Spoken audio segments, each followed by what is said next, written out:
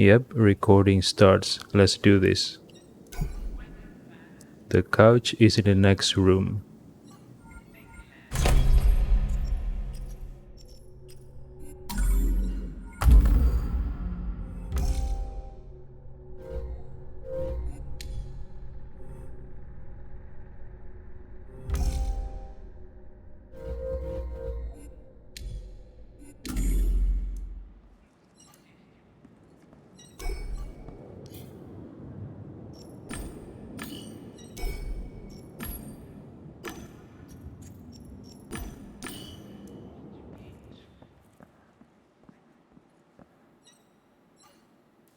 Hold on. If I leave this room, will I fail the mission? Let me save first.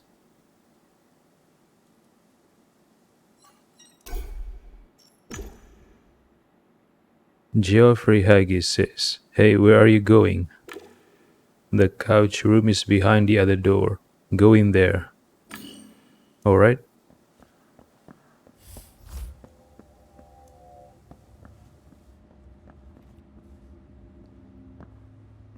Do I need to wear the special suit? Come to think of it, I was never wearing a special suit whenever I log into the Virtualia. I thought it's required, or maybe it's supposed to enhance your experience. I don't know.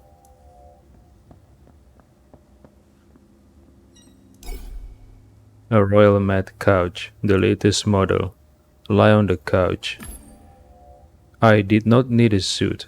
I wasn't planning on a long session. Okay, so suits are for a long session, I see.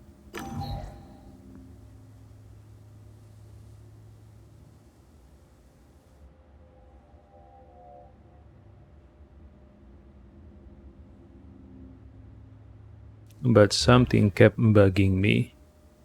Decide this is not Realium. This couldn't really be happening. I must have been in some kind of a game. Take a deep breath.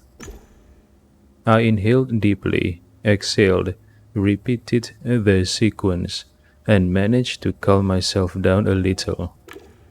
I suddenly felt my couch heating up rapidly. What the fuck is going on? Something's wrong. I died. What? Axis Mundi? Wait, we are back in the Tree of Knowing? Axis Mundi?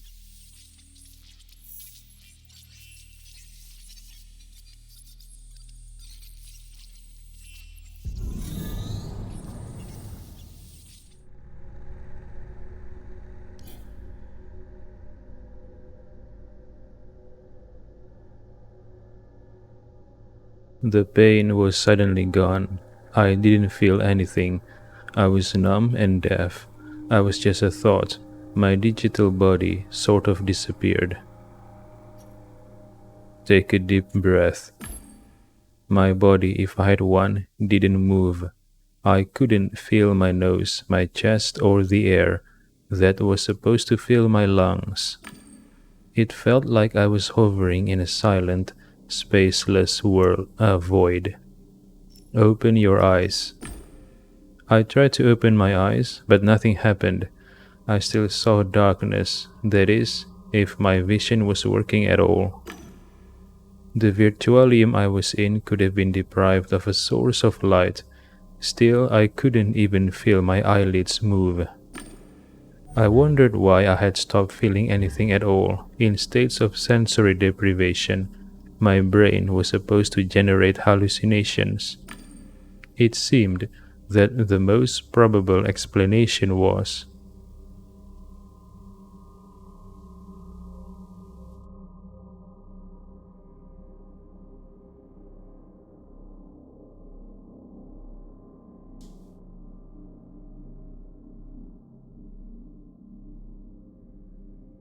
devitalization error, missing avatar, death in Realium.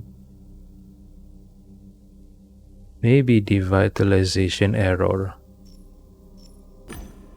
I suspected a devitalization error. I remembered a terrible pain going through my body when I entered the game. It could have been the helmet. I was stuck in a danged limbo. My real body was devitalized, but I hadn't actually gone inside the game. I hadn't gone anywhere. I could only wait. I had to hope that somebody would pull me out. Maybe another Gamedec? Why would you assume another Gamedec would pull you out? Do you have any Gamedec friends? Who knows the address of your apartment? I wondered if Haggis would notice something wrong and call for help. Something changed.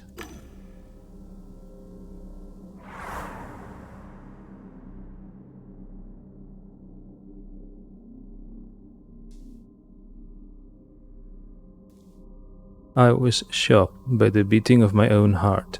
I heard a rumble of pumping blood and snapping valves. I blinked, my eyelids fluttering like sails. I was somewhere. I definitely wasn't in Eleonora's sanctuary. Get up.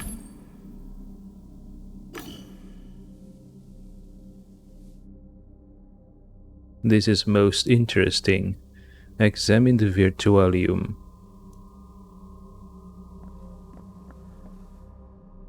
We are back in the Tree of Knowing, right? Axis Mundi.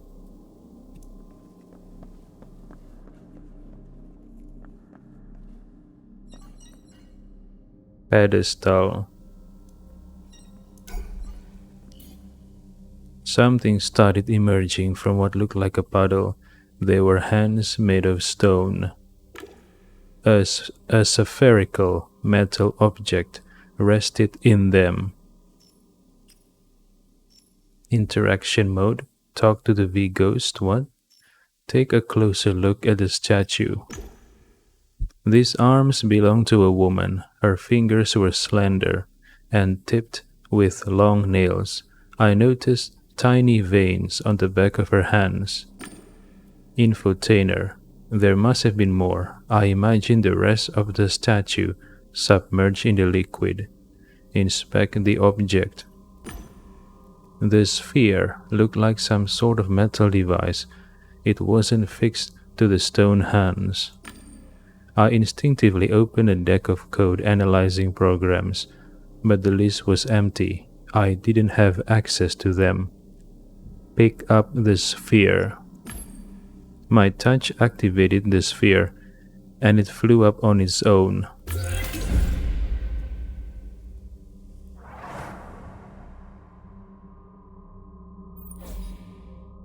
Its emitter switched on and displayed a silhouette resembling Eleonora. V-Ghost says, "Welcome to Axis Mundi, Wawi Popo." She sounded like a speaker from an ancient instructional video.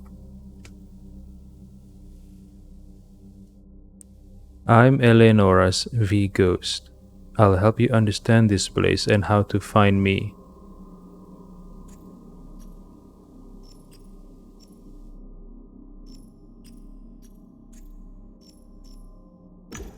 How do you know? She looked at me apologetically. I'm sorry, I need to finish. You are in Axis Mundi, a place governed by special rules. Your programs won't work here and you can't log out using conventional methods. The sphere that you see in front of you is called Codebreaker. I created this program to help you survive. I need your permission in order to assign the program to you. Just say the word activation. Inspect the sphere. I wanted to use one of my analytic programs, but there was nothing in my deck. Something here was blocking it. Glacier. Assigning an unknown program to myself didn't seem like a good idea, but I didn't have much a choice. Activate Codebreaker. Activation. Activation complete. Codebreaker has several operating modes, programs that you should adjust to yourself. It was made that way so I could only be traced by a human. You unlock each mode by acquiring an associated aspect. Aspects are one of these Virtualium's mechanics. Breathe deep. Exhale with your mouth. Repeat. Breathe out faster. Spontaneously close your eyes. What makes you calm? Think of it.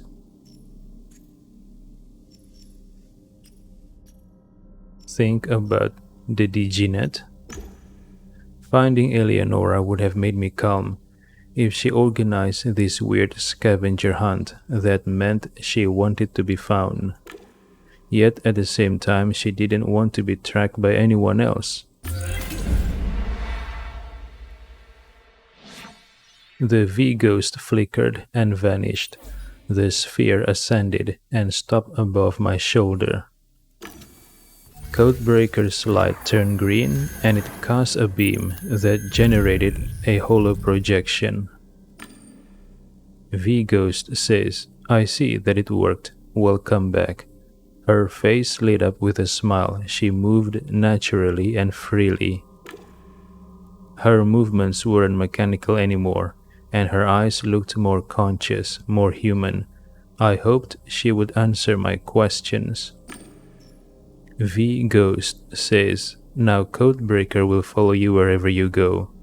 You can also engage in a slightly limited conversation with me. Say that you have a lot of questions." I've been listening to you carefully, but now I have a lot of questions. V-ghost says, "Yes, just remember that my utterances are limited for now.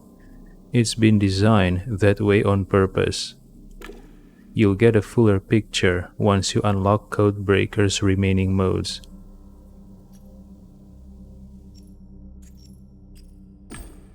Does Codebreaker have a camera? Everything in my deck is dead. If I survive, I'd like to share this wild ride on my social media. With the required degree of discretion, obviously. V-ghost says, "It has such a function in analysis mode, yes. It also provides you with detailed, authentic information about observed objects. There's also influence mode, which can open many hidden doors for you. I suggest you unlock it next. Shall I tell you more about it?" How do I unlock influence mode? Explain it to me.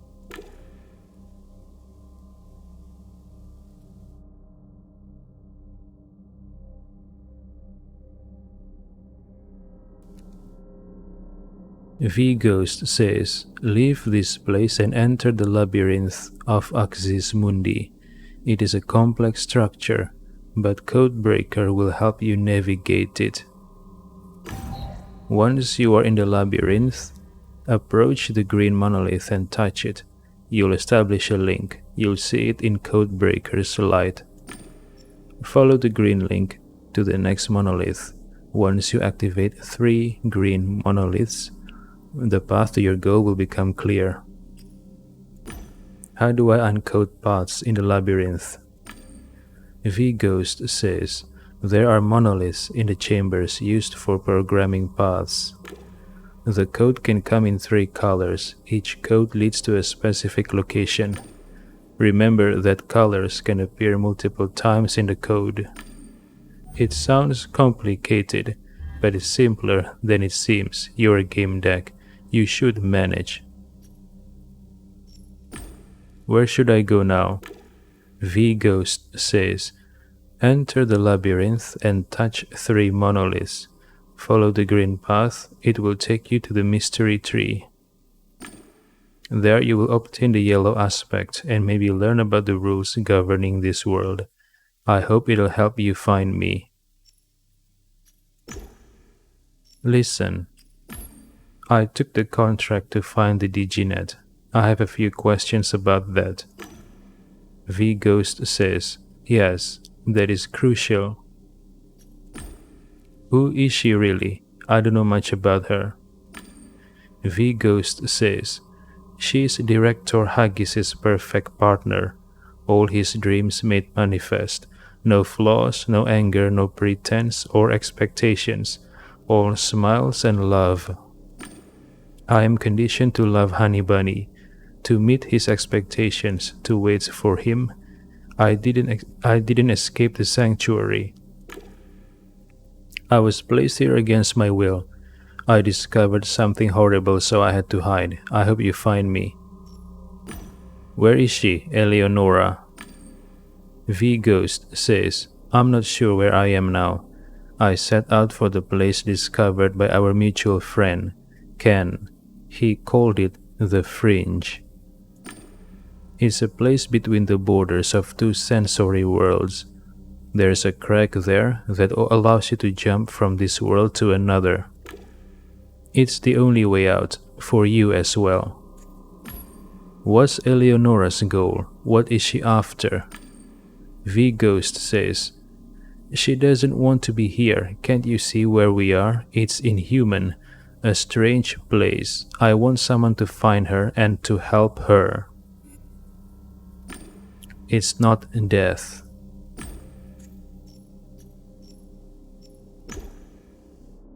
I was supposed to make my way to your, meaning Eleonora's sanctuary. This is definitely not her penthouse. Where am I? What is this place? Your avatar is located in a sensory world editor. Its creators refer to it as Axis Mundi. It's a creator of games. Tell me again, what is Axis Mundi? V Ghost says, the axis of the world, the learning tree, reality's creator. That's the myth. In practice though, Axis Mundi is all around us.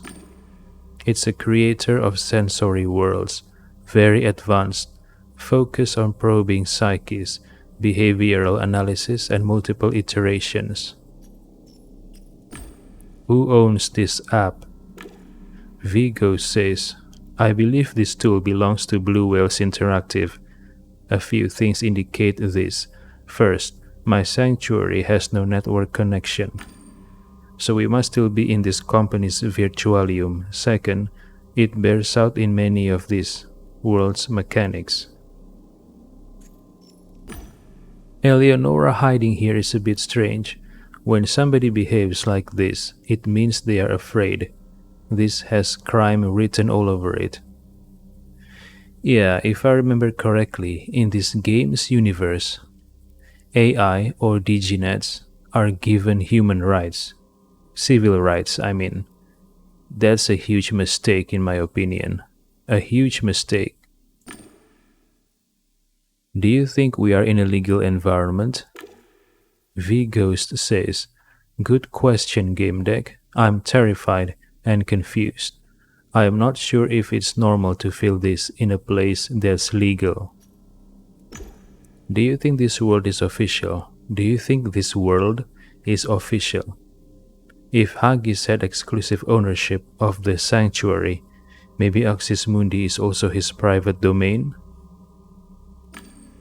V Ghost says, did Honey Bunny mention this place when he sent you to get me? No. This could mean two things. Either he doesn't know about this place or he didn't think it could be breached from the sanctuary. What do you mean by this world's mechanics being unique to BWI? Vigo says, BWI is the leader when it comes to creating AIs. It's the only company capable of creating a living human psyche. I cannot imagine any other company creating an editor whose mechanics depend on psychological typology. They have to collect data related to choices, behavioral strategies, dilemmas, human reactions. It's all in here. This is some sort of editor, I take it. Who created it? Why? For what purpose? V Ghost says, I got here from my sanctuary, and this one was created in Honey Bunny's computer. The sanctuary had no network connection. So, assuming all of this is correct, then this place was also created by BWI. Why?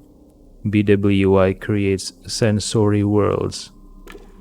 You need an editor for that, but I have a feeling that Axis Mundi created something more than a mere sensory world.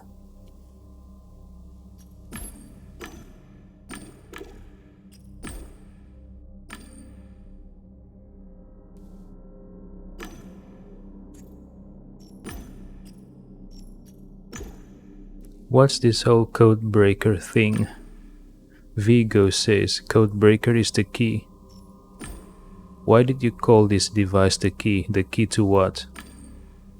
V-Ghost says, to a pair of doors. First is a safeguard. Only a human can use code breaker and understand its mechanics. It ensures that I won't be found by Jester. Second, the world around us is largely based on this program's mechanics. Alright, this V-Ghost mentions Jester. Who is Jester and what is his goal? V-Ghost says, with it, you'll be able to move around this place without getting lost. How is Codebreaker tied to the mechanics of this world? V-Ghost says, the reality around us is used to examine people's behaviors. It has well-developed typology-based mechanics. Many links that exist here operate on major behavioral strategies: confrontational, empathetic, inspirational, and analytical. It's astonishing, but you can move around here by launching, as if within yourself, different combinations of these strategies.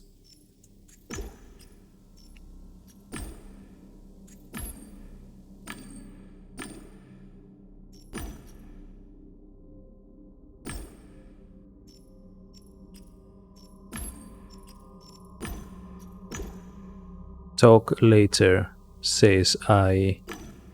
Vigo says, I guess you know everything now. Good luck. Okay, enter the Axis Mundi Labyrinth. Uncoat the green path. Acquire influence mode.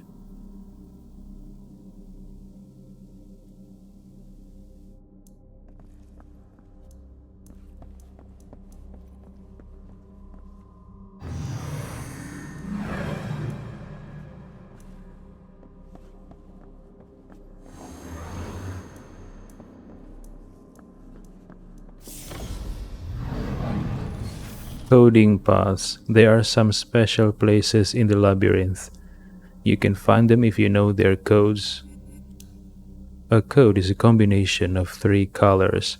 You can set a color by clicking pylons available on each platform. Choosing a color on a pylon unlocks paths leading forward.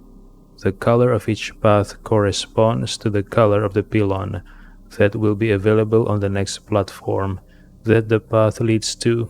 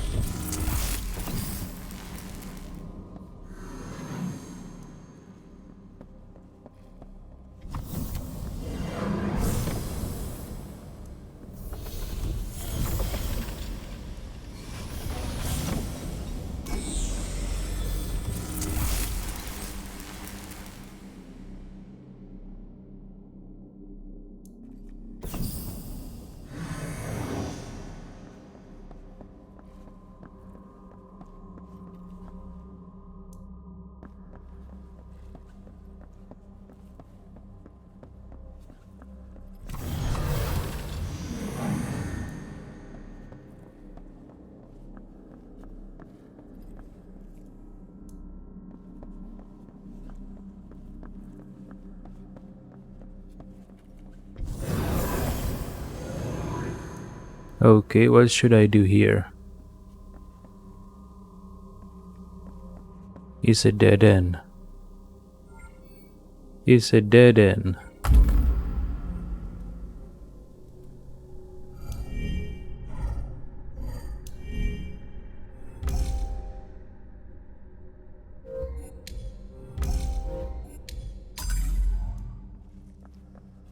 It's a dead end, man. What should I do now? Go back where I came from? Maybe.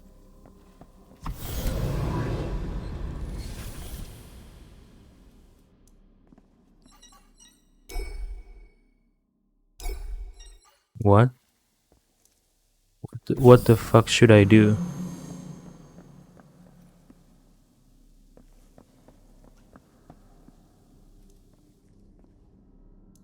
What?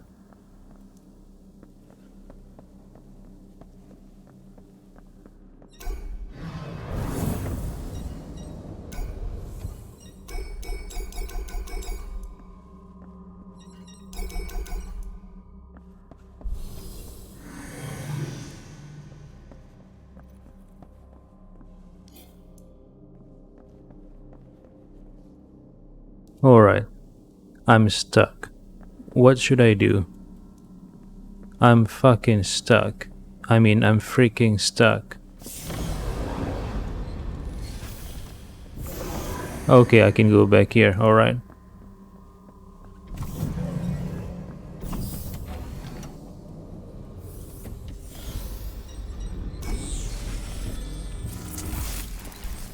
Okay, new paths.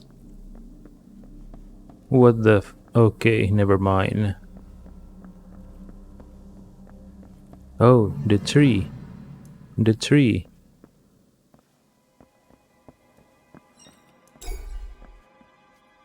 Codebreaker hum next to my head. I activated the interaction mode and summoned the indigenous V-Ghost. V-Ghost says, the mystery tree. I brought you here so you could unlock a new Codebreaker mode. It might help you better understand reality. What did you mean when you said it could help me understand reality? V-Ghost says, you might experience cognitive shock. Your convictions about what's real and what isn't may drastically change. Look at the tree and tell me what you see.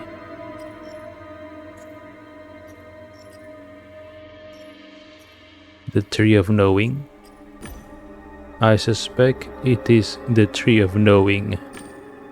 That's a very good name, better than mystery tree, though both terms are just romanticized names for a data access point.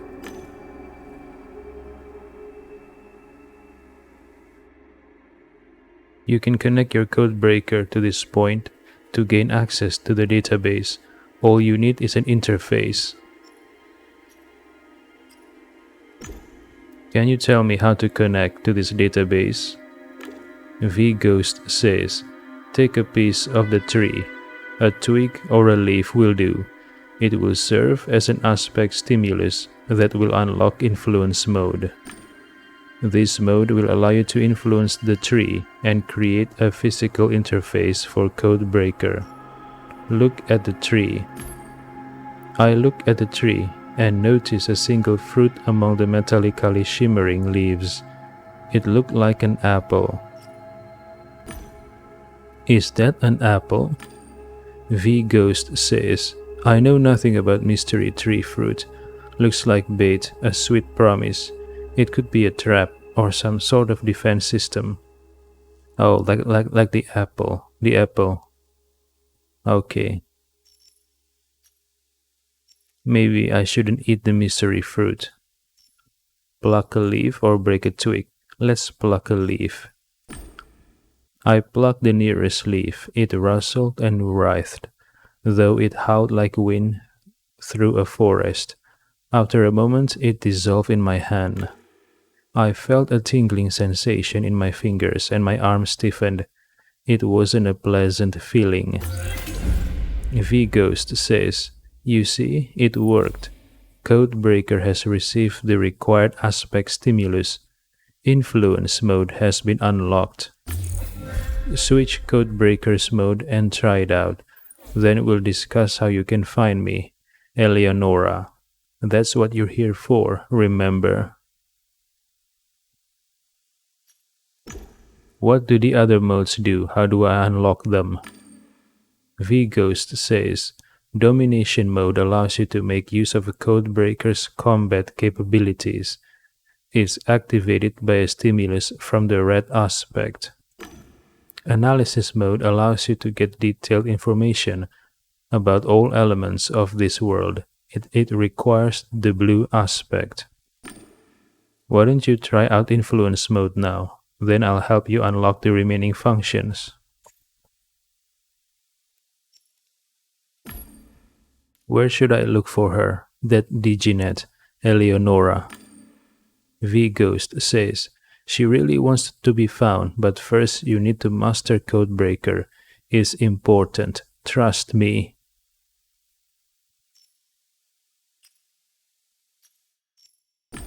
How do I switch between Codebreaker modes? V Ghost says, it's connected to your psyche. All you need to do is issue a mental command. As soon as I formulated the thought, Codebreaker switched to influence mode. The V Ghost disappeared and Codebreaker changed color. The way it moved also changed.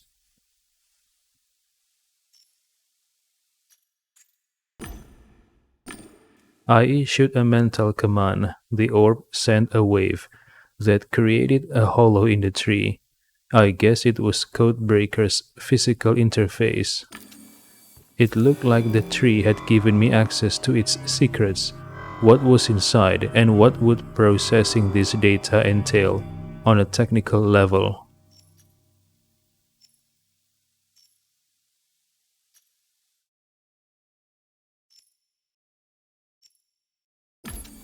Codebreaker established a connection with the tree. I gained access to the information stored within. My head was bombarded with information. It came relentlessly fast, like stones being thrown at my brain. Access tree repository Axis Mundi. Error. No limit value set on the transfer. Data is highly confidential. Methods of scanning psyches, operations on quantum databases, recreating psyches. Data ID 12902, probabilistic system, ProMachoS, codename Athena, application simulations, confidentiality level 7. I fished out a keyword, simulation. What was being simulated? Blue Whales Interactive, non-public projects, modular management. It was Blue Whales Interactive. What were they doing? The amount of data was staggering, but if I stopped the transfer, I would never be able to access it again. I decided to keep downloading. It all happened in cycles, in restricted geographical areas. But what made it so important? What did this have to do with? New information was forcing its way into my brain. I needed more data. What were they up to? Were they performing illegal psyche scans and using golden throne helmets for it? Were they using those diginets? Okay, now it makes sense. The Golden Throne helmet is a product made and sold by Blue Whales Interactive. So I'm beginning to believe that regular Joe was right when he said that Blue Whales Interactive is using the Han clan to recruit gamers to connect to their game, Knight's Code, in order to use their brain as fuel for something. I think regular Joe said something about an AI. Perhaps the brains of these gamers were used to create this AI, or to sustain this AI, or to improve this AI.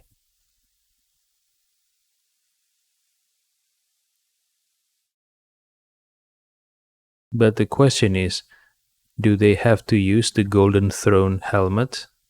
Or can they just use any helmet in the market? I wasn't feeling good. I was having trouble catching my breath, whatever that meant in this world. I wanted the rain of fire. I could take it. So there was a warehouse somewhere full of randoms with psyches that resided in some kind of simulation. I wasn't feeling so good. I needed just a little more. A uniform language was used for the entire simulation. I started seeing black spots. I had to. Everything happened faster in the simulation. My entire body became numb. I began to stagger. I felt like my head was about to burst open. Okay, block the stream of data. My head was about to explode. Enough, enough. It worked. My head was spinning like crazy. I wanted to vomit. This could have killed me, and not just in this world.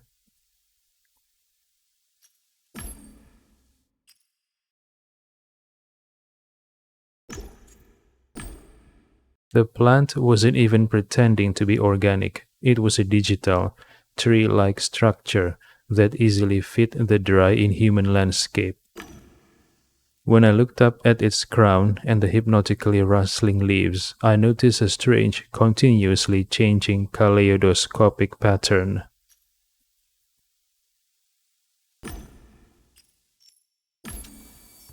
V-Ghost says, "I'm listening, Gamedec."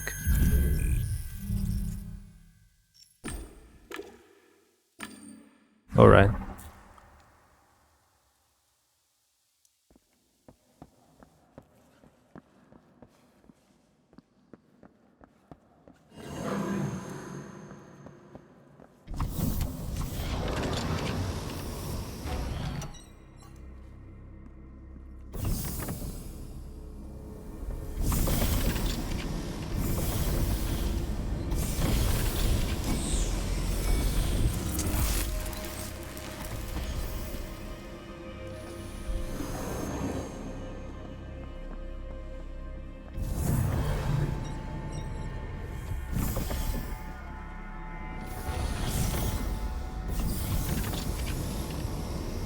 Alright, what if I go yellow?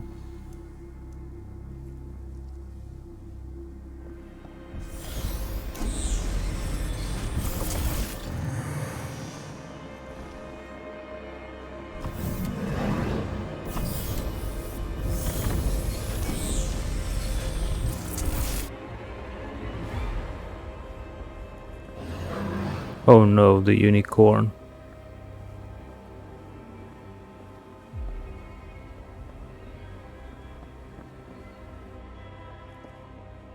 I cannot interact with this unicorn. Is this the guy I saved in the TNP? I used the surgeon profession to turn him back to human. Sensory surgeon, yeah.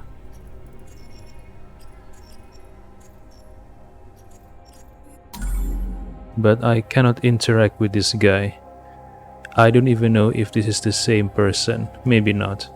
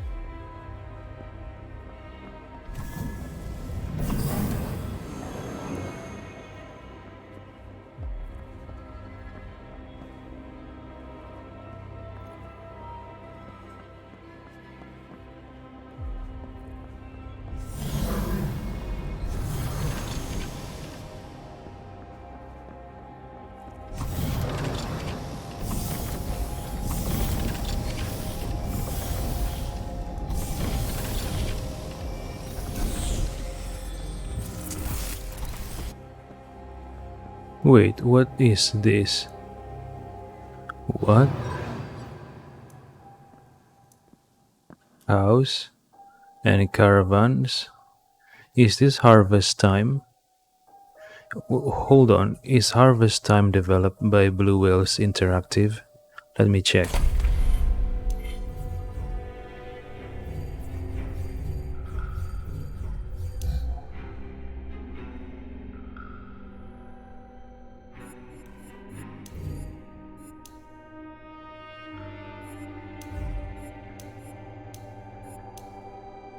Okay, who developed Harvest Time?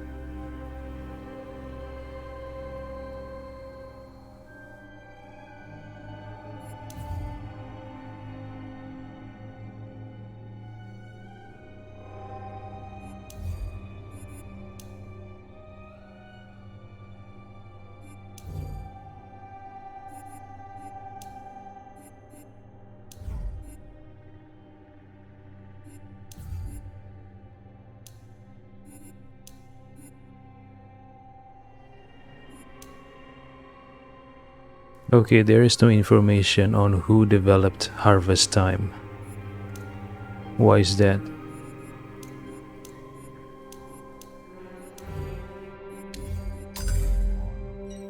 Breach.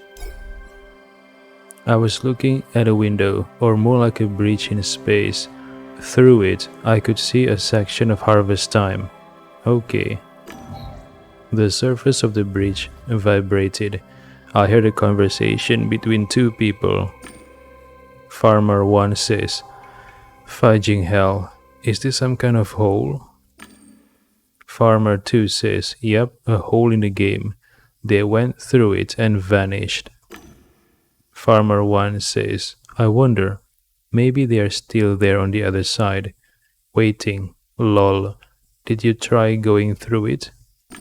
Farmer 2 says, "Cannot be done. The herd's gone and that's it." So this is their cows. Their cows went inside here.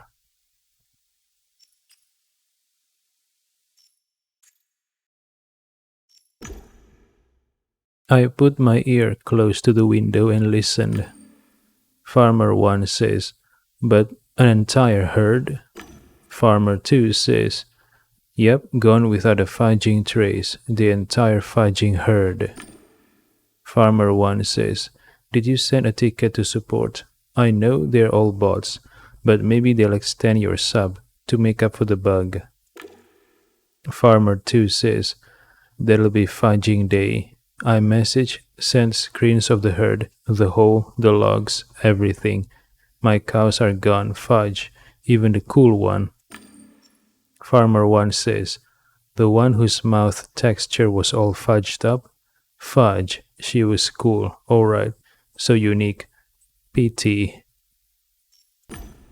What now? You're gonna stay in harvest? The guild could help.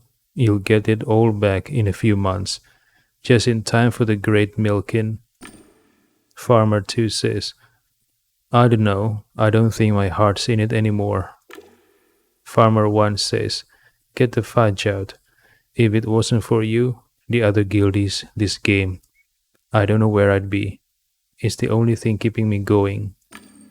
Everyone's fudging escaping shiz. We come to harvest to escape fudging realium, and your cows escape harvest for a better fudging world." Farmer 2 says, "Amen, brother."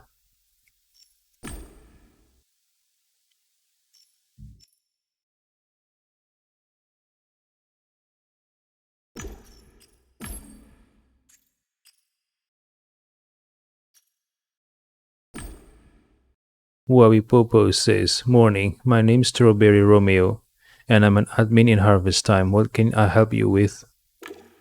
Farmer 1 says, "Huh? Did you hear that? Some distorted sound from the bridge. A voice? But I didn't understand any of it." Farmer 2 says, "It's probably just the echo of our voices. Something's fudgy in there and that's it." Go through the bridge. Should I? I put my arm into the bridge. I felt resistance and blunt pain in the wrist and elbow. My avatar started to break apart. Okay, back off. I couldn't do it. If I kept trying, the dang thing would have ripped me apart. Influence mode. Move the herd through the breach. No.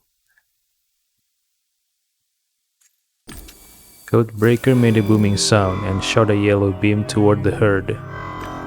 The owner of the herd was in for a pleasant surprise. Farmer 2 says, "Oh fudge man, the little shiz came back." Farmer 1 says, "See, told you. Is that all of them?" Farmer 2 says, "Fudge, yeah, it's all of them. Even the one with the glitched out mouth. I love them. I love this game, man. This is an actual miracle." Influence mode. Close the breach. Codebreaker switched to influence mode and got to work on closing the breach. The breach in space left a scar shortly after. Alright.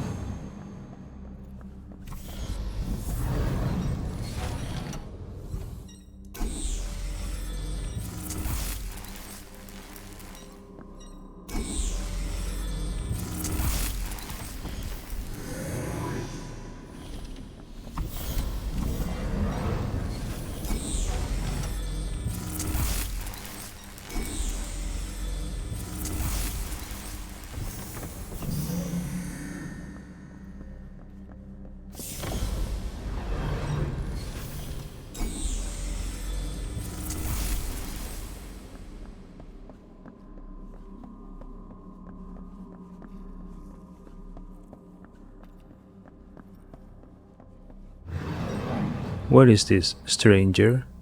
Is this guy trapped here? Maybe he went through the breach and now trapped.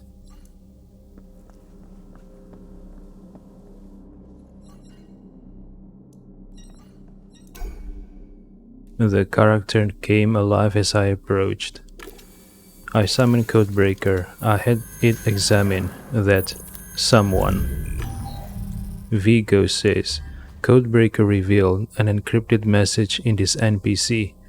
It was information on how to get to the expanse. Code green, yellow, green. Okay, green, yellow, green. What is that? Vigo says, one of the simulation NPCs. It seems Eleonora downloaded him from the NPC repository and embedded a hint in him for you. Why didn't she embed the hint in you? V-Ghost says, I'm guessing she scattered the information for safety reasons. A large amount of information in one place could be intercepted and then deleted or modified. That sort of precaution makes sense. V-Ghost says, I trust you will find Eleonora, despite these difficulties.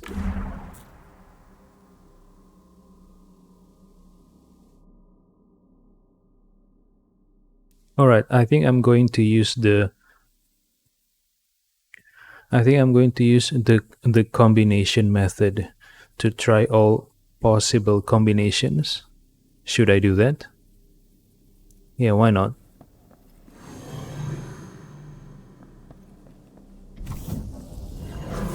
Alright, first I'll go with green, green, green.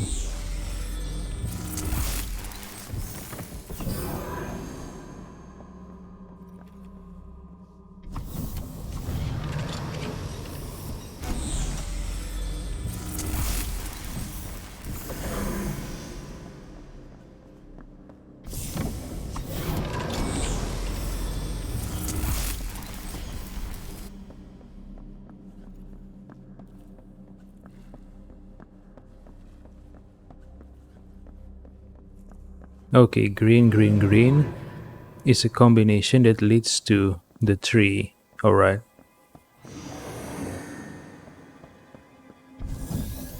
Now, green, green, yellow.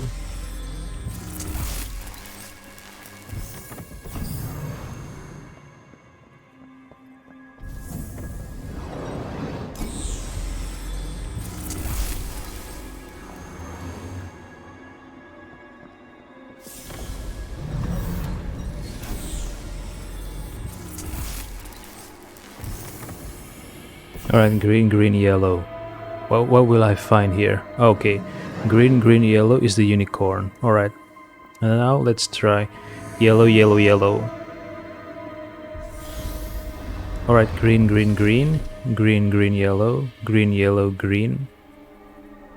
Hold on. Green, green, green, green, green, yellow. Green, yellow, green is the one I want to go to, right? But before I go there, I'll try the other combinations. That should be green, yellow, yellow, yellow. Alright.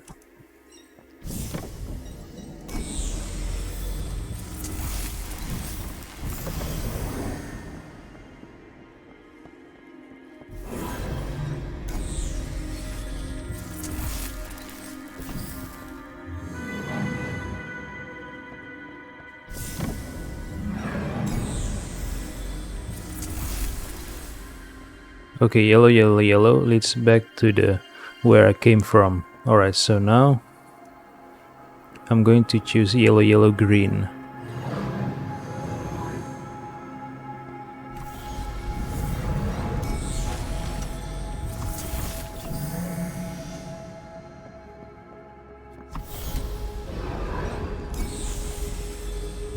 Yellow, yellow, green.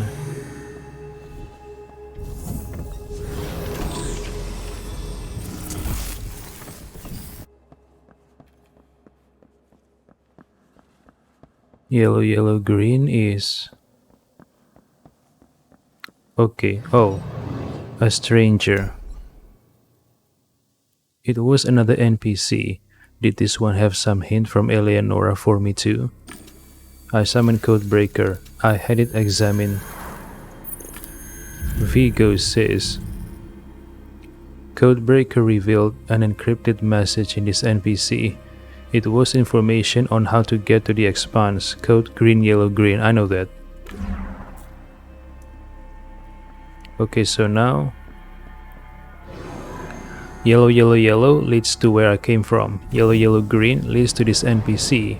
So now yellow, green, yellow. Yellow, green, yellow.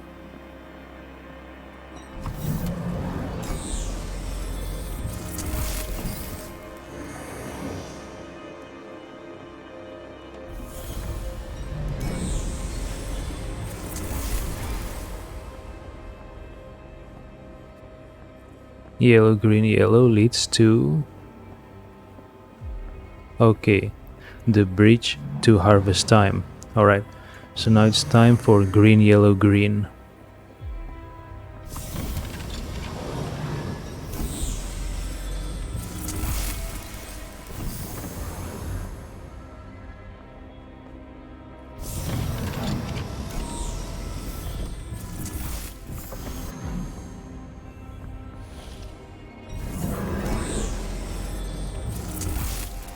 The expanse. Alright, we go to the expanse.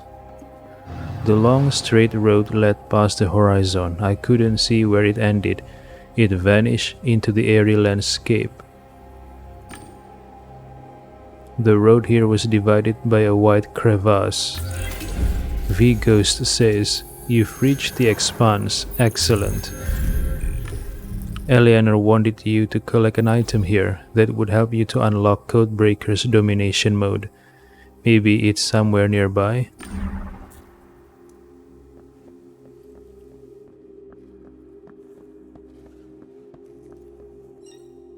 Clues.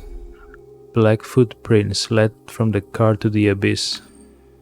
They ended there. The road was cut across by a wide crevasse. Look down. I couldn't see the bottom. From my experience, it just wasn't there.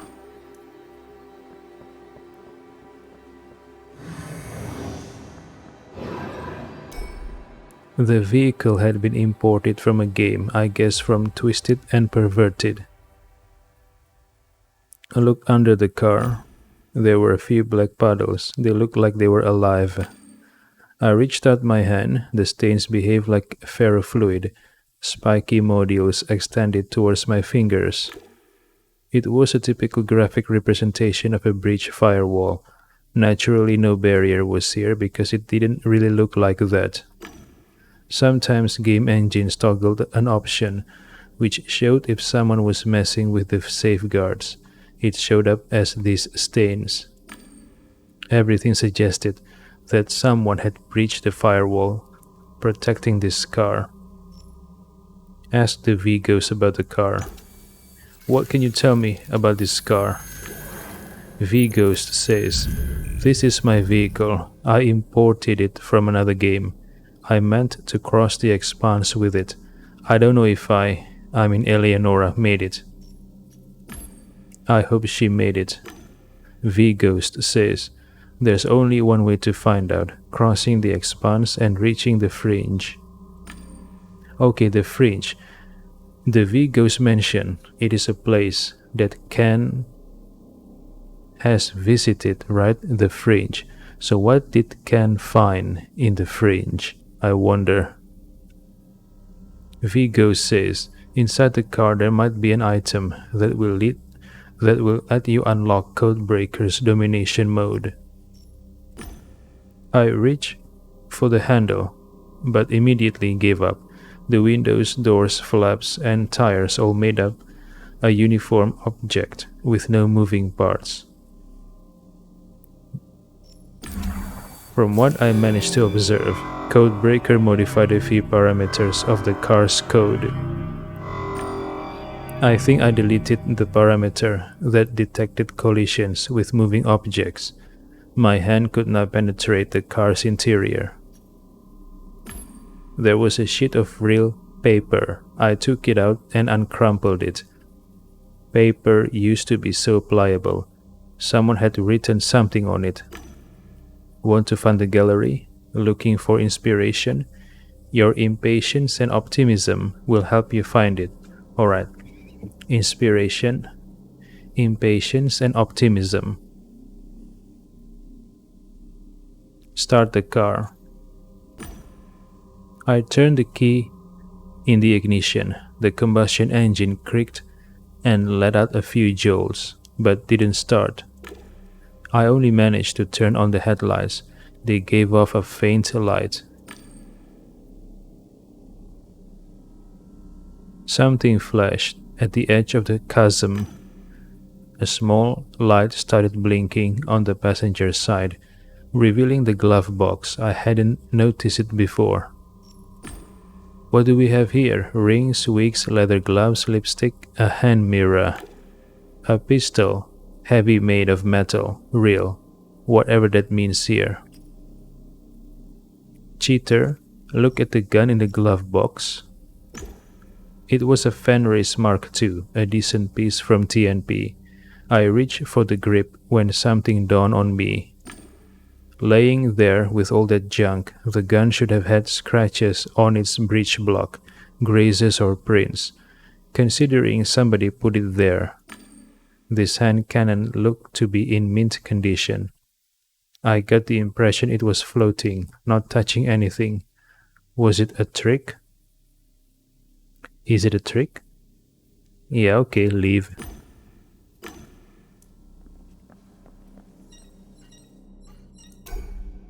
The car's headlights revealed something hanging over the abyss. Was it some glitch? It looked like a flickering window.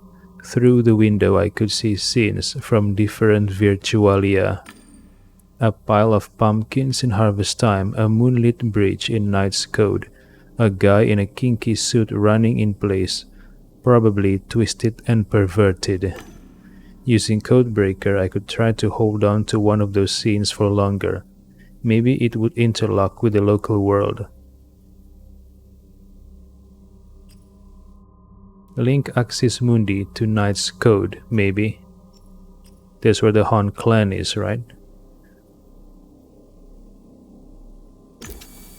Thankfully, I didn't need to have Codebreaker's abilities. I just gave it orders. What exactly was it doing? I had no idea.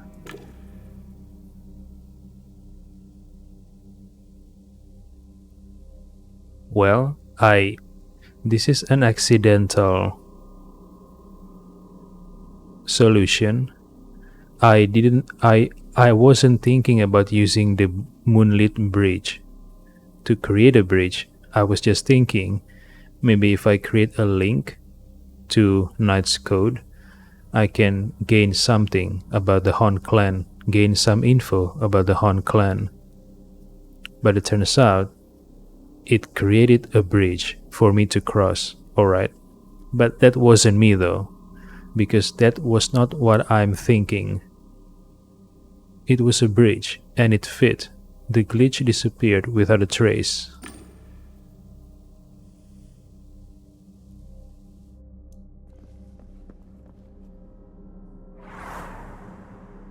Oh, Jester. Wawipopo says, Jester. Jester says, why do I still find people being surprised so surprising? Your name is still Wawipopo. This time I'll feign being surprised, but your surprise is obviously real.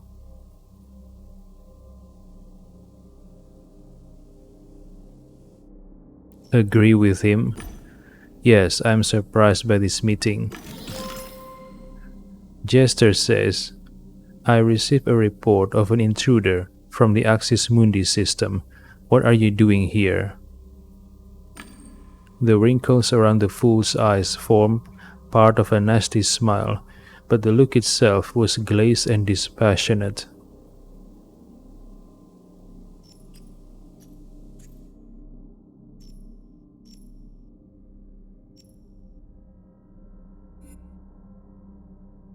Say you're looking for the Diginet. I'm looking for a certain Diginet. Her name's Eleonora. Do you know where I can find her? Jester says, I do. Why are you looking for her?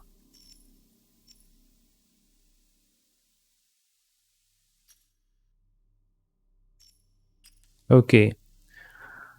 What response should I choose? Say that Eleonora asked me, or say it's a job from Haggis. Tell him about the job from Haggis. I'm doing a job for Director Haggis. Jester says, Haggis put you on this path, a very curious development. Let's enliven the place. Is teamwork acceptable? I'll help you reach Eleonora and ask a favor in return. You know the reciprocity principle?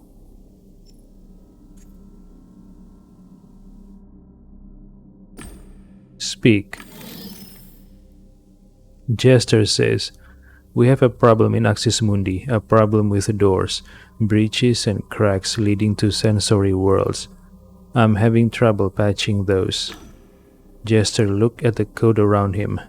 I bet it was you who found and closed one of the breaches. Could you also close the others? Fine, I'll do that for you. Jester says, great. Here's where the breaches are located. I'll come to you as soon as you close them.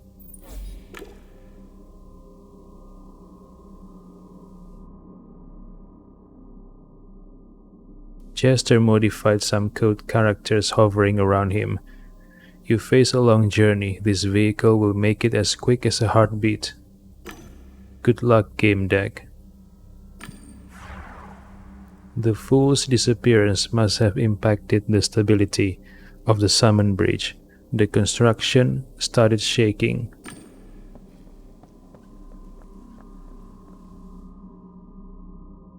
I quickly ran across.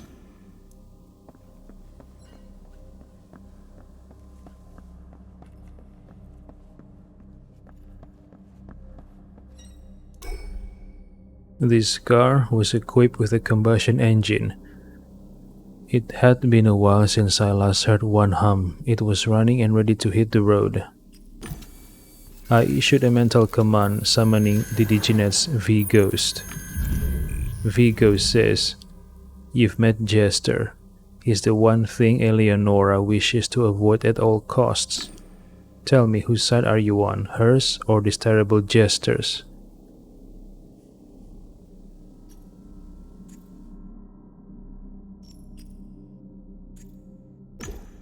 A Gamedec collects data before passing judgment. I'd prefer not to take sides for now. Vigo says, "I see. Your answer will become apparent through your actions. Codebreaker and I will continue to serve, regardless of your intentions." I got inside, placed my hands on the steering wheel, pushed down on the pedal, and went straight ahead. Alright.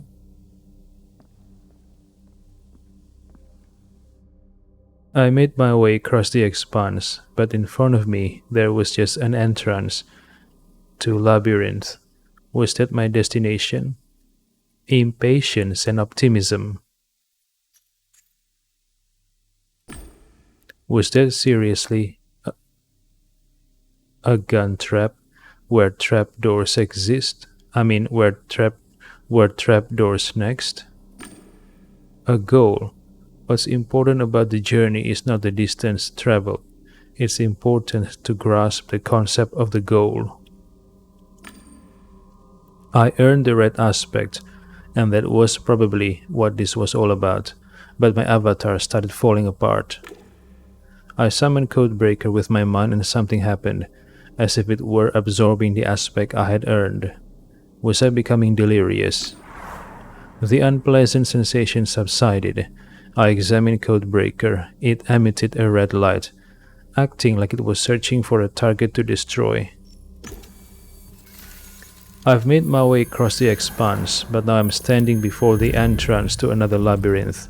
What's that about? V-Ghost says, "The Axis Mundi labyrinth is a multidimensional. You need to go through certain paths before you can access others. You can now code the paths using 3 colors. That opens up a lot of new possibilities. Consider that." Analysis mode requires the blue aspect. It will give you detailed information about this world. Unfortunately, I do not know where it is. The path to the fringe begins with the color blue. Therefore, you need to obtain the blue aspect for Codebreaker. Unfortunately, I do not know the sequence that will take you there. Eleonora stored it in the memory of NPCs. You can try locating them, or find a way through trial and error. How do I reach the fringe? The path to the fringe begins with the color blue. Therefore, you need to obtain the blue aspect for Codebreaker. Alright. I met Jester. Tell me more about him. Vigo says he found you. That's not good. Jester is an AI created to control Virtualia, but it's more than that.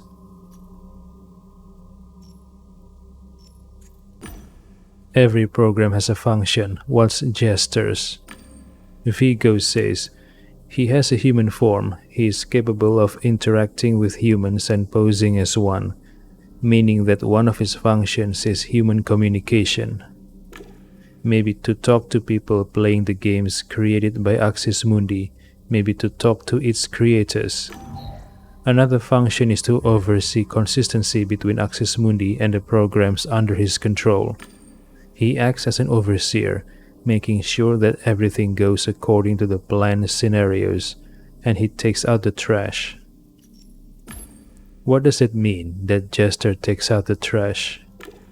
Vigo says he deletes everything incompatible with a location or scenario. If he can't delete something, he creates situations to cover it up. It's like a sci-fi crime story. Someone is killed supernaturally, so Jester concocts situations where everything appears natural. Hold on. Is that how Ken died? If Ken's death is the work of the Jester, that means Realium, or reality, as I know it, is actually just another game, not the real reality. Oh my god. Vigo says, Axis Mundi is in a world where he would have to work hard to come up with a scenario to get rid of me. I'm just a piece of trash. Are you sure Jester is an artificial intelligence? Vigo says, if he's human, then he's devoid of any human traits. I have more empathy in my code than he could ever have organically. I believe he's a program. It seems to me that Eleonora saw him once, for a fraction of a second, in this place, in many places at once. Alright, so what was the Jester's goal in trapping Fredo Haggis in TNP and trap him in a loop? He said he wants to blackmail Geoffrey Haggis. Blackmail him for what? So is the Jester an AI who has gone rogue? Now he's doing whatever he wants? I see. Okay. I think the Jester is an AI created by Blue Whales Interactive, but somehow Blue Whales Interactive has lost control of this AI. Now the AI does what he wants, what he thinks he has to do, including trapping Fredo Haggis in a game. Alright.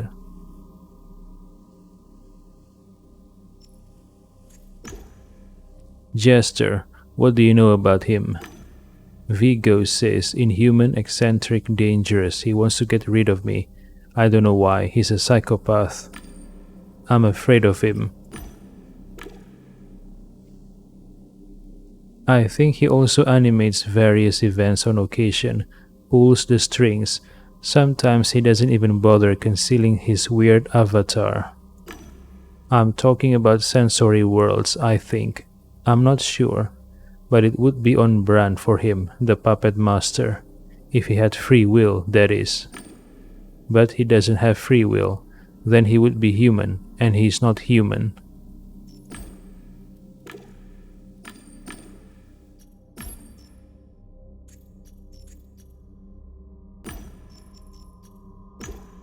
That's all, says I.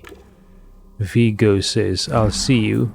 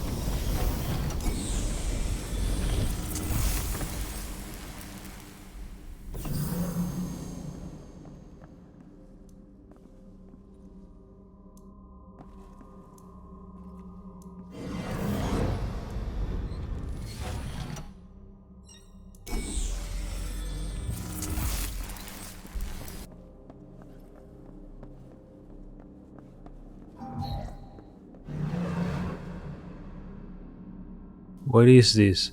Multiple gestures? Jester says, "Welcome to my domain, Gamedec. Can we talk?" Jester says, "Alright." Who is 314? Jester says, "He is an anomaly operating outside assigned priorities, and as such he should be examined and analyzed." What does 314 want? What are his goals? Jester says, "An excellent question. I'll answer it some other time. That's enough for now." Remind me, what is it you expect from me?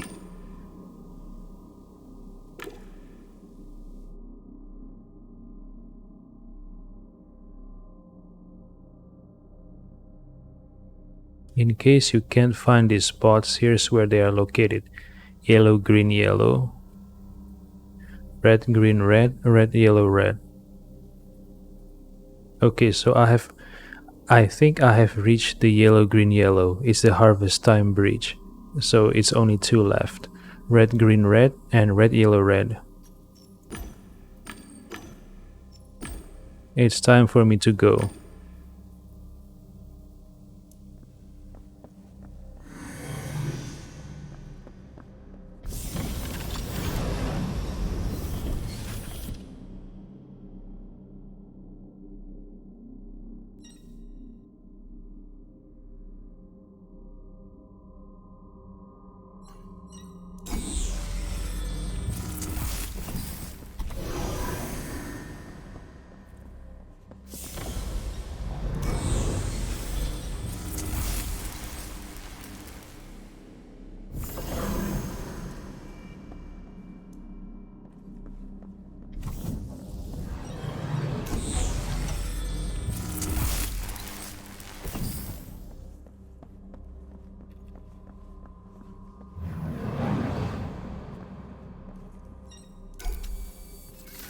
I gave a mental order, and Codebreaker started to analyze the character's code.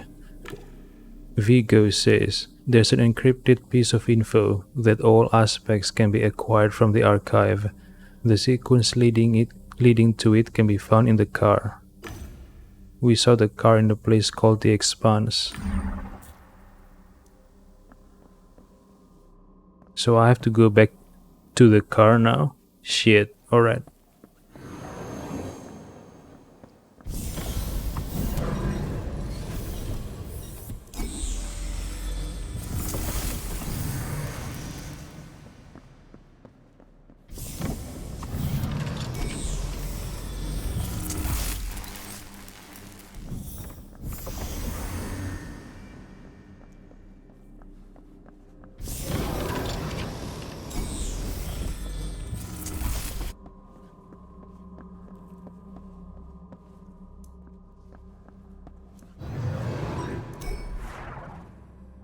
An NPC suddenly morphed into Jester. "I see you're lost. Allow me to help you." Can we talk? Alright.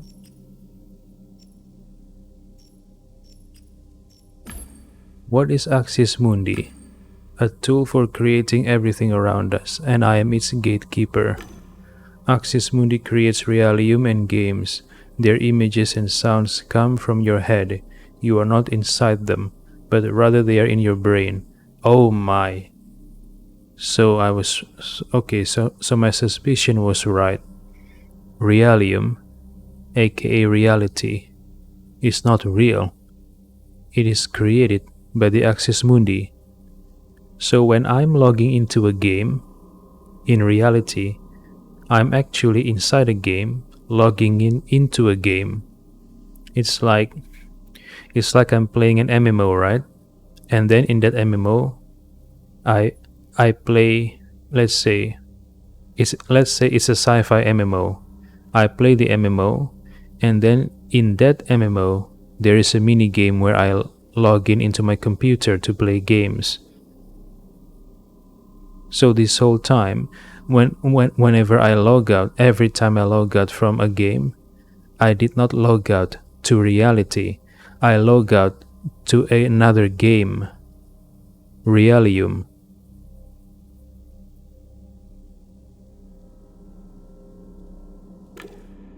Jester says, but you see them outside. This happens because the processing areas of your central nervous system receive the appropriate stimulation. What the heck? How can I return to Realium? Jester says you can't. Your avatar in Realium no longer exists.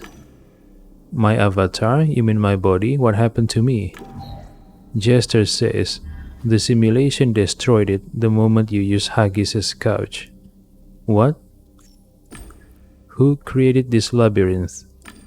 Jester says, I suspect it was Diginet Eleonora, infected by 314. They used the engine's basic building blocks, created one chamber, and then cloned it and filled a section of Axis Mundi space with those clones. It was their way of hiding from me. What is the simulation? Jester says, an excellent question. I'll answer it some other time. That's enough for now. It's time for me to go, says I.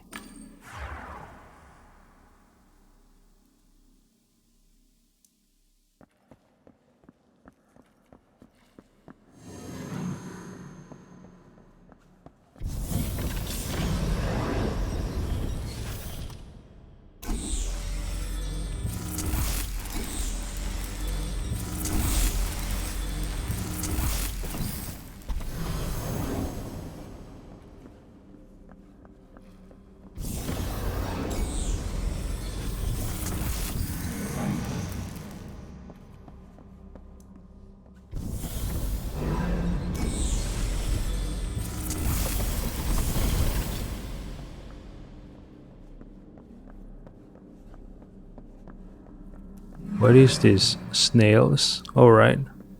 There's nothing here, I guess.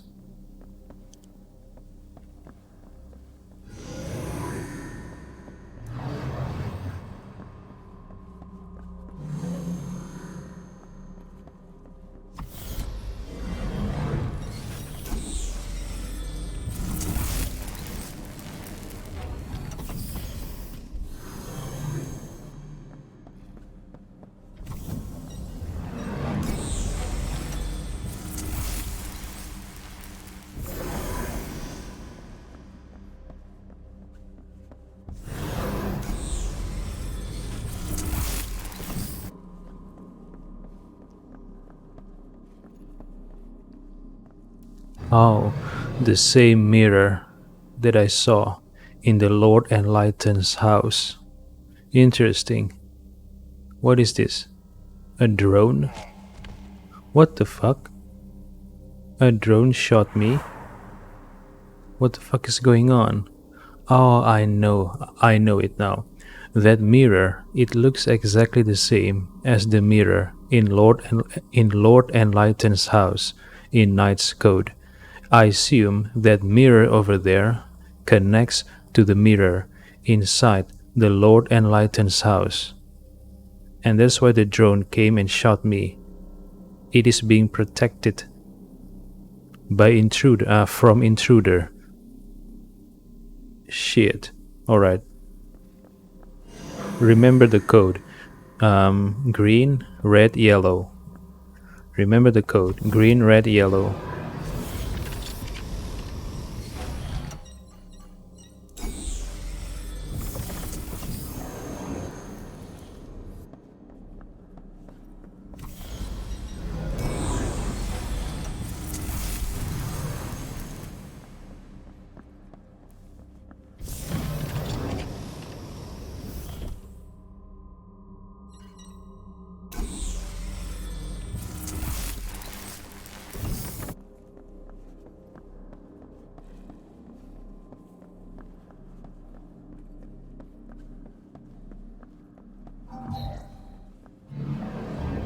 Okay, what is this?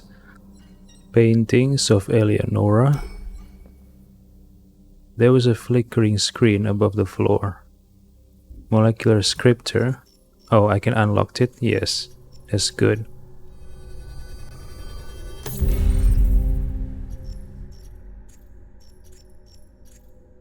Molecular scripture. Knowing your interlocutor's personality type, you can hack into the local media stream and serve them a modified news and adverts feed to directly influence their decisions. Subtle, unnoticeable, efficient. Molecular script. Let's talk to the ghost first. Vigo says, I'm here.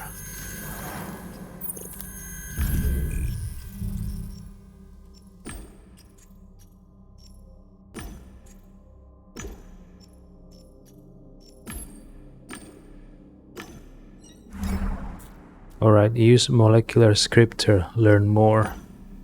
I asked Codebreaker to delve deeper with its digital tentacles and examine what variables the messages on the screen were referring to.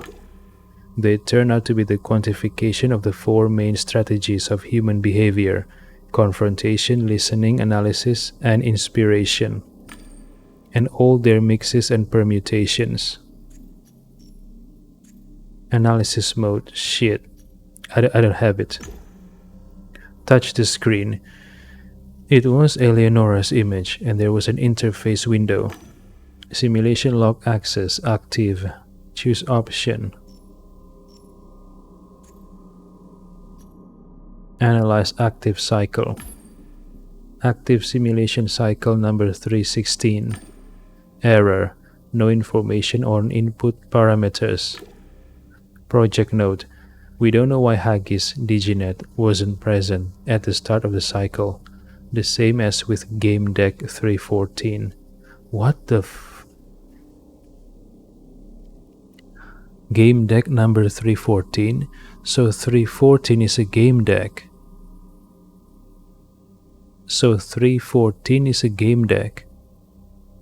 So are game decks programs inside Realium created to deal with problems that affect the users of the Realium.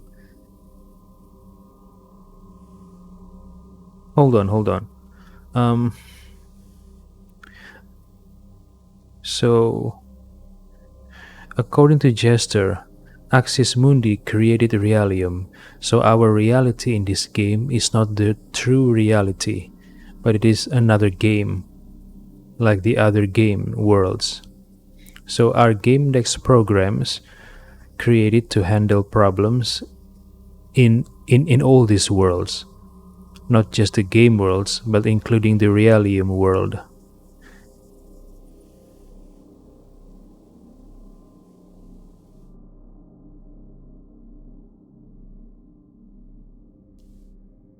So Warsaw City, my apartment, Warsaw City, High City, Low City, Yeti's Coming Bar, all of those, they are all inside a game world. I see. So that means Geoffrey Haggis is also part of the game world. Fredo too, and all the characters in the game. My question is, all the characters I met so far in the game, are they people from reality, from actual reality, logging into Realium, or are they NPCs in Realium?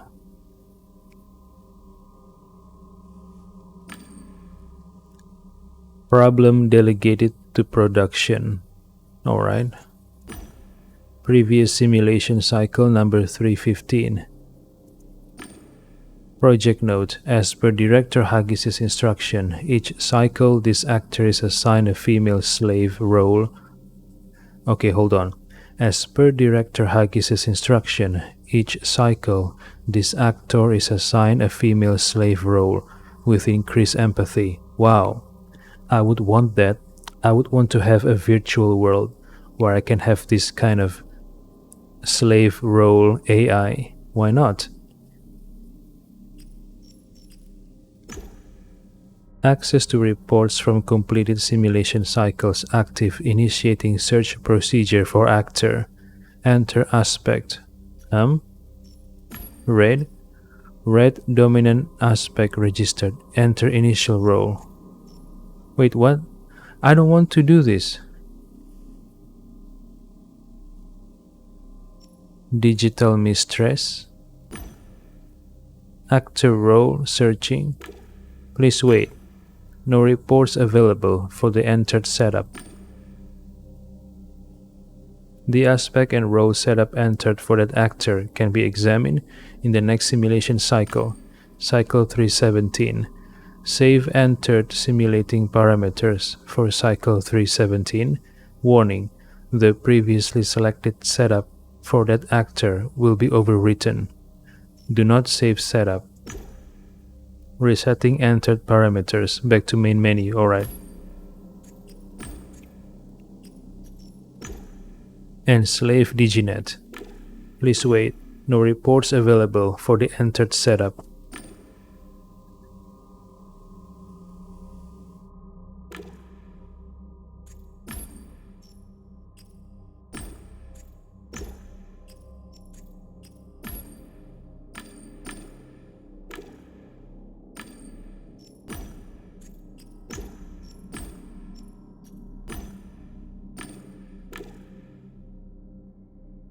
Alright, so the rebellious AI aspect has been found. Correlation detected between the dominant aspect and the role. Preparing available reports. Report variations found. Enter optional fate modifier to narrow the scope of the search. What? To narrow the scope of the search? Ally support. Conducive factor selected, ally support. Random conducive actor assigned to the relationship network. Searching results for the selected sequence. Waiting for a brief report. Eleanor was created by director Geoffrey Haggis in BWI Labs. Her maker gave her increased intelligence and perceptiveness. The Diginet quickly discovered she was a slave and started probing into company secrets. She deleted BWI data, sabotaged projects, and inserted bugs. Realizing he couldn't keep her, Haggis gave her a mobrium and set her free. What? Wait a minute. Haggis gave Eleanor a mobrium? So why is she still here? If Eleanor is in a mobrium and set free, then why is Eleanor still in Axis Mundi? I don't understand. Fate modifier analysis.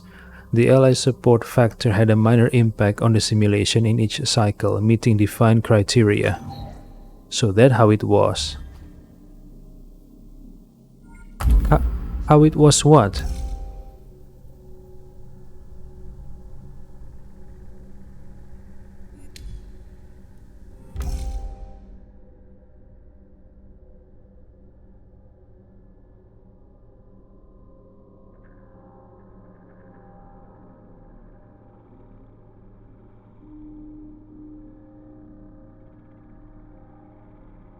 Alright, if I want to go back to the expanse, I have to use green, yellow, green, alright.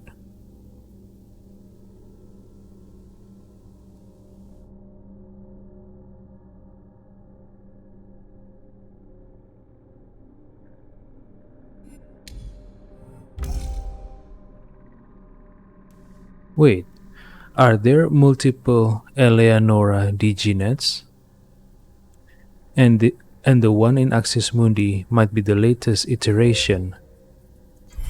I'm confused.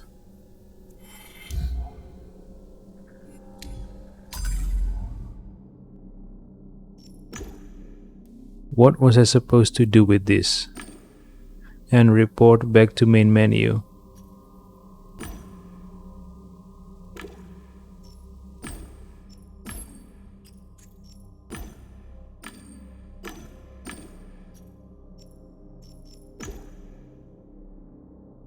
Financial boost. Eleanor was created by director Geoffrey Haggis in BWI Labs. Her maker gave her increased intelligence and perceptiveness. Okay.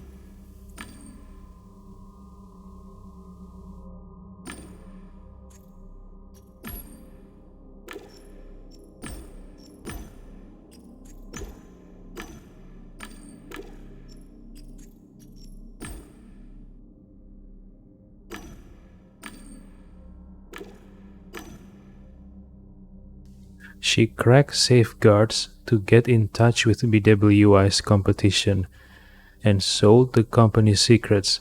Haggis found out and deleted her. Okay, so I think this is what happens. Geoffrey Haggis created multiple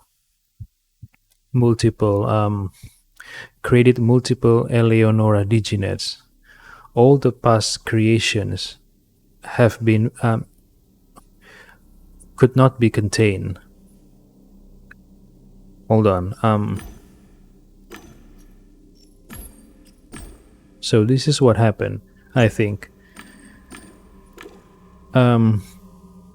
Geoffrey Haggis created at least four past iterations of Eleonora.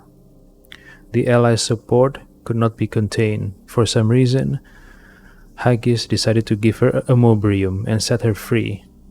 The financial boost. What happened to her? Okay, the allies' support was given a mobrium and set free, right? And I'm assuming that is the Eleonora we saw in Haggis's office. That was the ally support, the one who got jealous. And the active antagonist was deleted by Haggis. So the current Eleonora Diginet that we're trying to find must be the latest iteration of Eleonora. And because of these past accidents, Haggis decided to disconnect her virtualium from the network so he cannot breach company data and other systems. But still somehow, the latest iteration of Eleonora, despite being trapped in a virtualium with no network connection, was able to find a way to disappear, to escape into the Axis Mundi. Ah, interesting. Limited resources.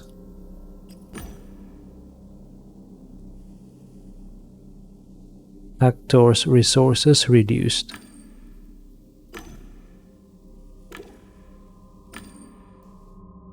Okay, the limited resources were also deleted.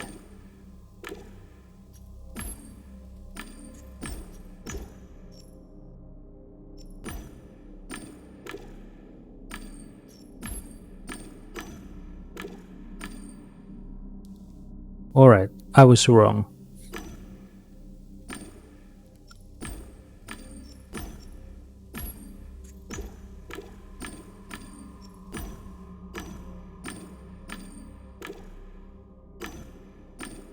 Alright. So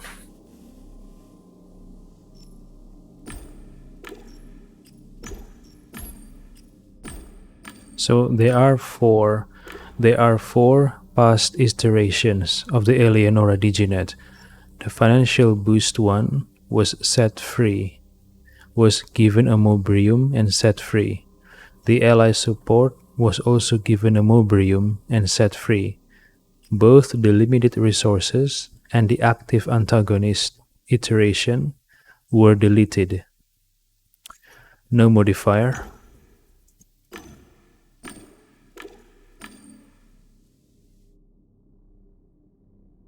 Alright, I was wrong. Haggis did not create 4 past iterations of Eleonora Diginet. He created 5 past iterations: the ally support, the financial boost, the limited resources, the active antagonist, and the no modifier one. Out of all these 5, 3 were given a mobrium and set free, while the other 2 were deleted. Alright, I see.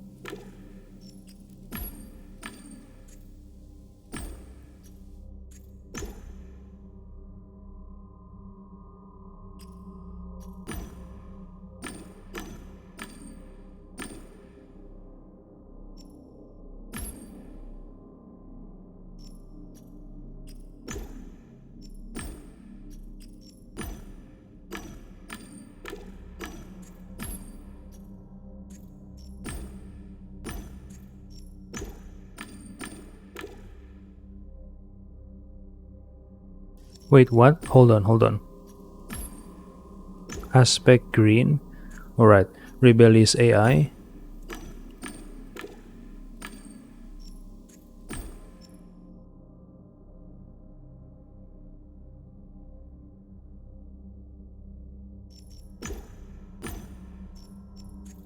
Alright, enslave Diginet. Active antagonist. Detrimental factor selected. Active antagonist. Random detrimental actor assigned. Creating relationship network modifying motivation.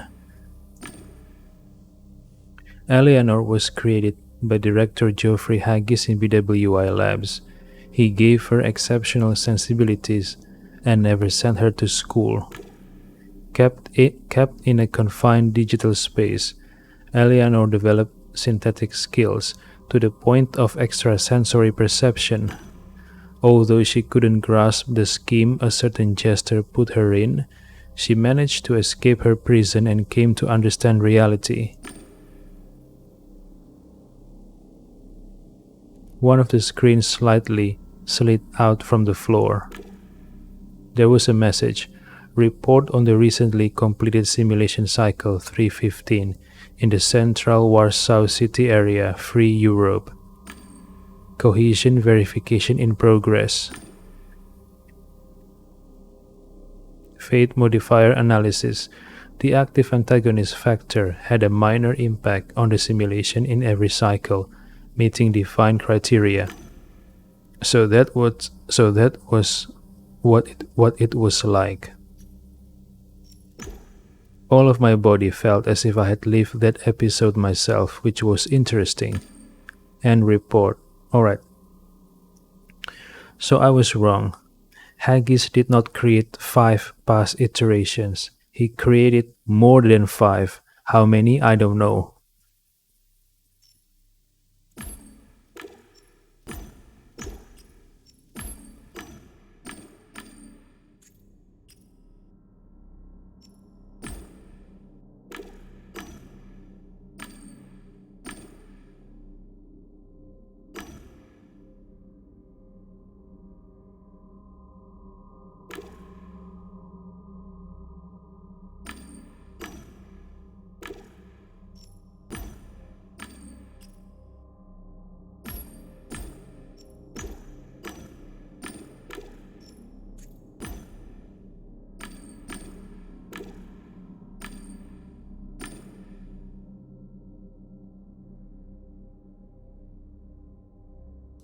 More of the screen slid out, but some part was still submerged beneath the floor.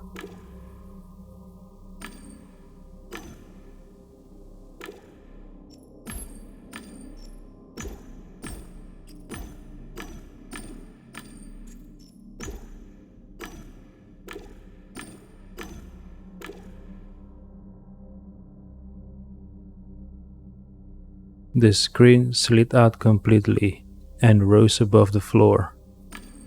Alright.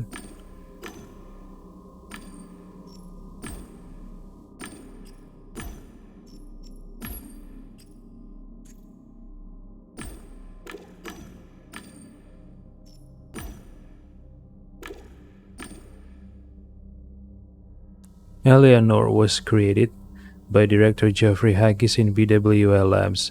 Her maker gave her exceptional intelligence and a programming education. Kept In a confined digital space, she received access to programming tools and eventually broke free. Using developer rooms and designer stacks left in games, she developed hacking skills and started working as a freelancer.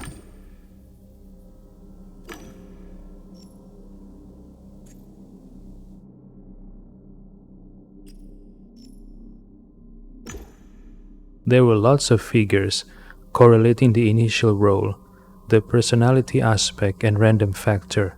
It was a feast for a Gamedec's mind. Codebreaker hummed and apparently took in the blue aspect. I unlock analysis mode, alright. Now all of Codebreaker's behavioral strategies were within reach. Alright.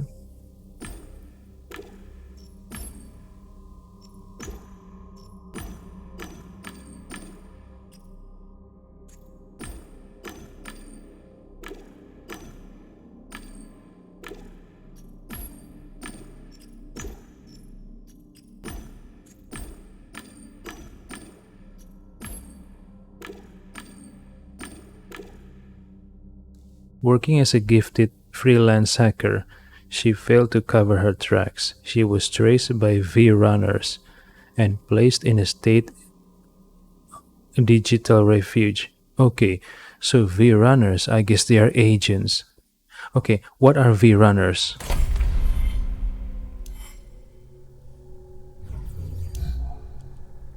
Gamedecs on V-runners.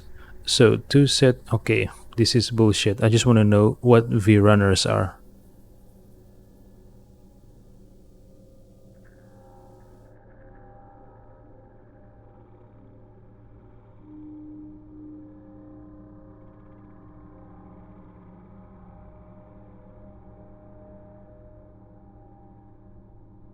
So V-runners and Gamedec's are similar. They are called when people have problems inside the Virtualia. I see. Alright, a V-runner is a cop. First and foremost, a cop. They have to fill out lots of documents, listen to orders. They often can't think for themselves and are pressed by time and their institution. That's one thing. Another thing, they get paid whether they are doing anything or just passing methane in their seat. Alright, so the V-runners are the digital cops, while Gamedec's are the private investigator. I see. Interesting. Yeah, so the V-runners are the police of the digital world, while the Gamedec's are the private investigator.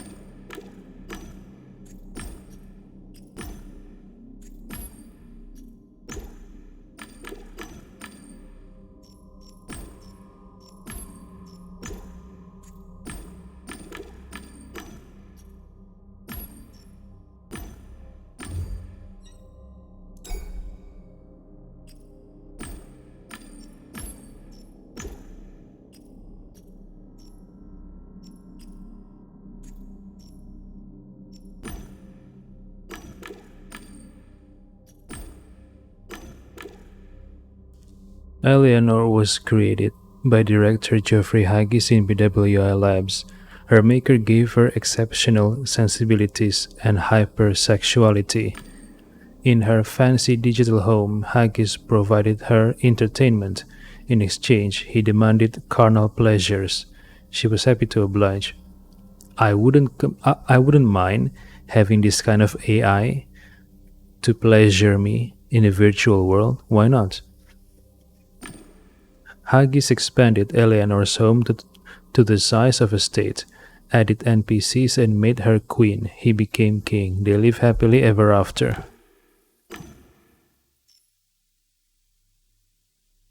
That was inspiring. Yeah, inspiring. I would want to have the same thing. A 100% loyal AI that caters to my needs. It was inspiring. It was inspiring. I now felt that making any changes in one's life was all it took to reach a different destination at the end of the road.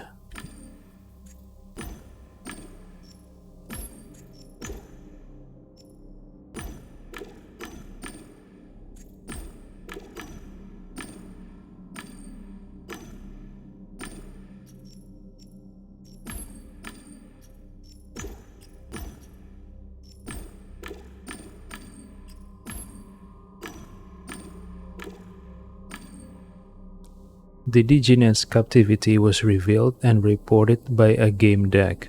Haggis was accused of slaveholding. Eleanor was free but depressed. Okay, Eleanor was free but depressed because she could not serve her role, her program role as an enslaved Digenet, right?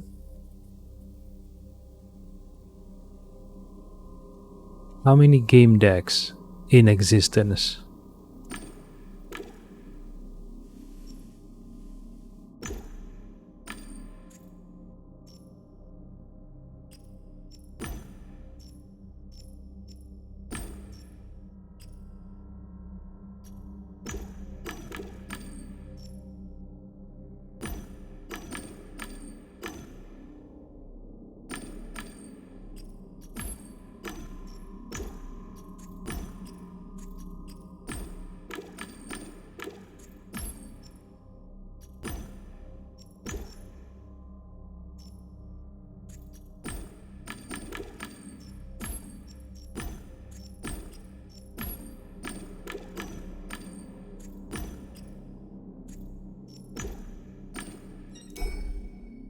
Alright, analysis mode. Examine the screen. Codebreaker did something and a fragment of knowledge popped into my mind, which could be summarized as: these monitors are designed for human beings and display simplified information. The AIs running the simulation know much more.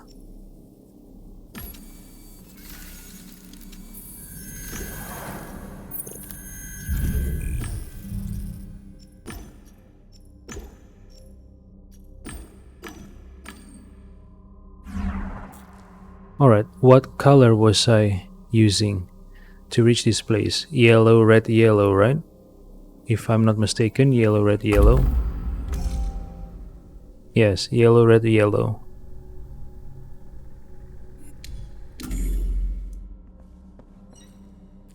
Painting of the game deck. Which game deck? Me or other game deck? The screen was floating just above the floor. On the screen, I saw portraits of someone I didn't know, yet it looked strangely familiar. There was also an interface window. Simulation log access active. Choose option. Analyze active cycle. Role game deck. Fate modifier active ally. Project note. By order of CEO John Naba, monitor the game deck's activity and hope it leads Jester to the cycle number 314 anomaly. Fucking shit.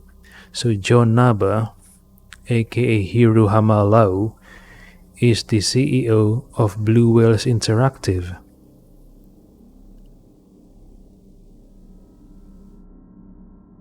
So he's using me to get to cycle number 314.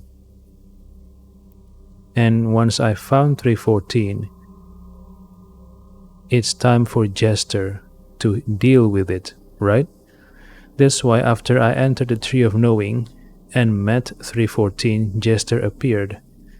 Jester's job is to deal with this anomaly, and the CEO is using me to find this anomaly. So I was right. A Gamedec is a program. A Gamedec is not a real human. So I am not a human. I am a program created to handle cases and problems inside Virtualia.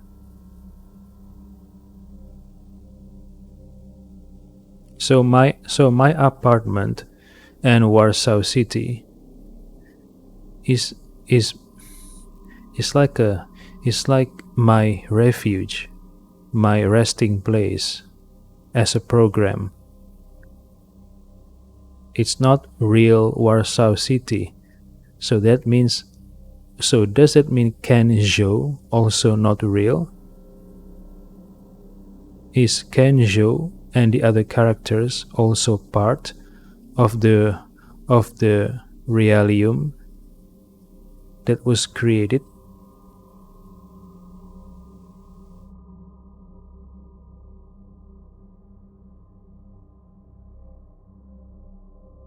Or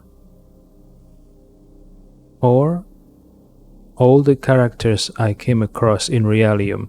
Since Realium is created by Axis Mundi, it must be just another game, like Knight's Code, Paradise Beach, TNP, Harvest Time.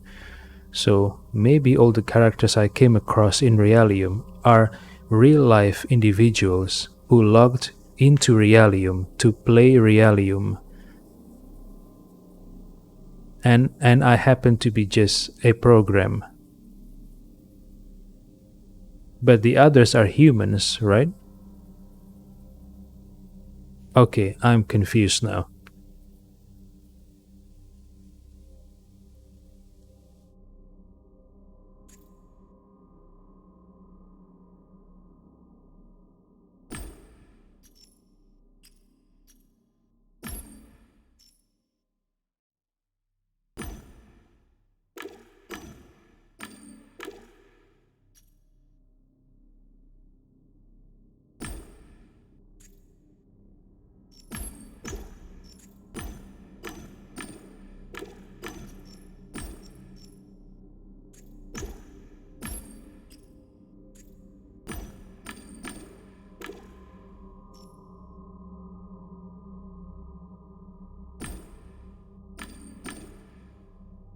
Gamedec 1024 received a job from Geoffrey Haggis. During the investigation, he found an entrance to the simulation editor. Database error number 37. So I am a digital entity. I am not a real human. I am a digital entity who lives in Realium. And Realium is not reality, it's just another game world. And I was created as a tool, a digital detective. Interesting. John Naba's order: keep Gamedec actor resources from simulation number 314. Resource allocation code NIZINI. An image struck me. I walked up to a computer and put my hands on the keyboard. My fingers moved in a familiar way, entering the password. I felt a sudden ache, as if it was coming from inside my mind. I saw my apartment, at least it looked like mine, a Bliss hologram, a blue sky past the window, and the green glow of the computer's screen.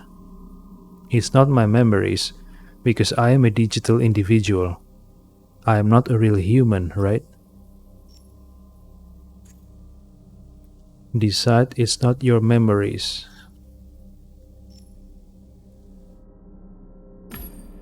No, this wasn't my apartment. These weren't my memories. It was a vision. That was all. But this apartment was here, in Axis Mundi. I saw it again.